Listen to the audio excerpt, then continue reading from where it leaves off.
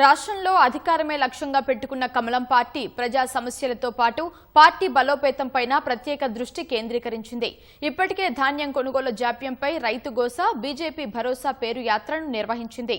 June నెలంతా కాషాయ శ్రేణులు తీరిక లేకుండా బిజీ షెడ్యూల్ను రూపొందించింది.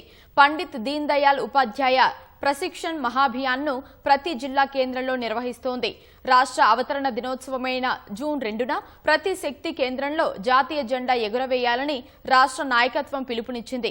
పర్యావరణ దినోత్సవం సందర్భంగా జూన్ 5న అమ్మ పేరుతో ప్రతి ఒక్కరూ మొక్కలు నాటే కార్యక్రమం నిర్వహించనుంది. ప్రధానమంత్రిగా నరేంద్ర మోదీ పుష్కర కాలం పూర్తి చేసుకుంటున్నందున మోదీ పాలనపై జూన్ 10న ఒక కేంద్ర మంత్రితో ప్రెస్ మీట్ ఏర్పాటు చేయనుంది. 21న నిర్వహించే యోగా దినోత్సవానికి ప్రధానమంత్రి నరేంద్ర మోదీని రాష్ట్ర నాయకత్వం ఆహ్వానించనుంది. గతేడాది ఏపీకి మోదీ వెళ్లడంతో ఈ ఏడాది తెలంగాణలో యోగా దినోత్సవంతో పాల్గొనాలని కోరనున్నారు. 23న శ్యామ్ ప్రసాద్ ముఖర్జీ బలిదాన్ దివాస్తో పాటు 25న ఎమర్జెన్సీ డే నిర్వహణ చేపట్టాలని బీజేపీ రాష్ట్ర నాయకత్వం నిర్ణయించింది.